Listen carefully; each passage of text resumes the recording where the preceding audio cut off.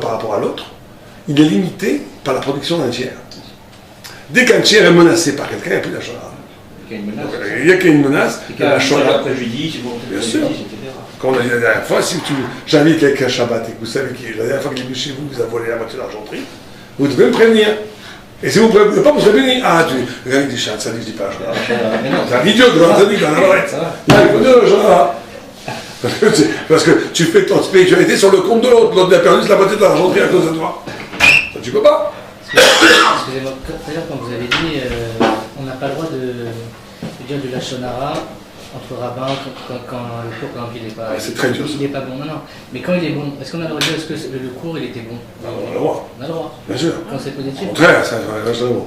Mais de dire, il y a des gens, nous-mêmes, hein, il y a des rabbins qui sont très connus, par exemple, dans mon Israël, je crois, qui sont une réputation. Moi, je déteste leurs cours.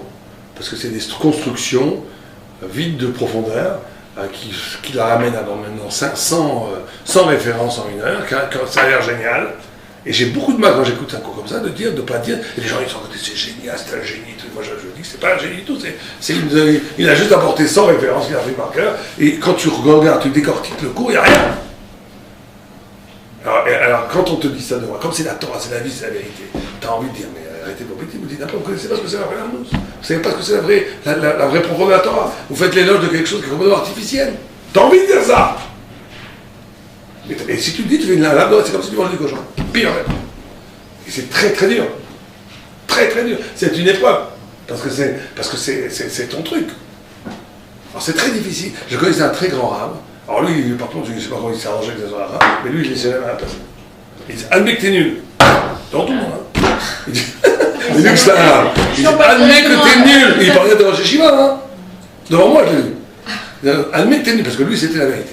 Il disait, tu crois que tu sais quelque chose, tu sais rien. Moi, j'ai vu ça, j'étais complètement... C'est pas du C'est pas Shemara, c'est faire honte, là. En plus, c'est faire honte, plus. Mais c'est pas du lâche, non? Non, mais il y a Shara devant. Devant aussi, mais les Fanabi aussi, il y a Shara. Ça, on verra. Faut bien qu'on dise un peu ce qu'on pense aux gens. Non, si t'es seul, oui, tu lui parles, mais là, il est dans du monde. Donc, quelque part, indirectement, il dit aux autres qu'il est nul, c'est le Shara. Si t'es seul à seul, ça va. C'est la seule. Ça peut lui parler vraiment. Il n'y a pas de problème. C'est constructif. Mais moi, j'étais très frappé qu'il ait dit ça. Lui, c'était un immense arabe. Quand il est mort, lui, c'était un calme. C'était un grand cas, c'était un immense. Je vais dire son nom. C'était un immense, peut-être un des gars de là-dedans. Mais il était très, très spécial. Lui, on va voir une histoire. C'est pas une histoire très. Mais quand même, c'était un. D'abord, Tani, il faut savoir qu'il connaissait le chasse comme ça et qu'il connaissait tout. Tout. Il connaissait toute la philosophie. Il a écrit il a écrit un livre qui s'appelle Torah and Reason, un Torah and Science en anglais. Il avait toute la philosophie, tac, il cassait tout. Il connaissait le chasse par cœur, il était un balayonné, il écrit des livres. C'était un gérant, Moshe Rabbeinu. Et une fois, il était professeur en Amérique, il était dans une yeshiva, et le Rosh Yeshiva a vu qu'il était beaucoup plus fort que lui. Donc à un moment donné, il a dû partir. Bon. Mais ils ont fait un Séouda. Ne racontez pas cette histoire, ça va être trop rigolo. Je ne peux pas ne pas raconter. Ils ont fait un Séouda. Non, mais ça, moi, j'ai pas dit non. Ils ont fait un Séouda. Un repas. Pour le genre, le départ du rab. Et le rab se lève et il commence à faire un Torah. Ça finit avec les chaises, la bagarre, il a commencé à dire, il y a un midrash qui dit que Aleinu et Shabeach, il s'est plaint à Dieu. Pourquoi je fais la fin de la tefila? Qu'est-ce que Dieu a répondu? T'en fais pas, je donne une consolation à Rosh Hashanah et Kippour. Ceux qui prient, on fait ça au milieu en Moussaf. Ah ouais, merci. Asher Yatsa, la bracha Asher Yatsa, je ne suis pas du tout content. Tu m'as mis juste après les toilettes. Je ne t'en fais pas, je vais dire une tu seras aussi sur la roupa. Asher Yatsa, c'est le même ratio. C'est le mitage s'arrête là, il a continué. Il dit le mamzer. C'est ce que c'est un mamzer. Le mamzer, il est dit voilà, qu'est-ce que j'ai fait? Dieu lui, t'en fais pas, un jour tu seras au Shiva, on montre l'autre. Mais c'était quelqu'un de très très charisme, mais c'était en même temps un génie, et surtout c'était quelqu'un qui supportait pas le mensonge, il supportait pas le mensonge. Comme il supportait le mensonge, schlac, il était. Madame, nous finissons en 30 secondes. Je vous attendais plus avant, je vais rentrer dans la surprise. D'accord? C'est déjà insulter quelqu'un de comme ça? Non, je dis pas que c'est. En lui, il était au-dessus de tout. Et lui, il disait des gens, lui, il supportait pas les gens qui se la jouaient. Donc, mais lui, c'était à son. Pour nous, des gens qui sont vraiment des grands yeshiva, pour lui, il se la jouait. Tu connais tout le chat, tu connais. Une fois, il a demandé combien de fois il écrit Inami dans tout Babacar, dans tous les Tosfot. Tu peux répondre? Tu peux pas répondre, tais-toi, enlève ton frac. Il était sur ce genre-là. C'était un gars comme ça qui était très. Il connaissait les Inami. Il connaissait tous les Inami, dans toute chasse. Et une fois quelqu'un l'a dit de l'Inami, il a dit toi, je sais que tu n'as jamais lu les Tosfot. Pourquoi?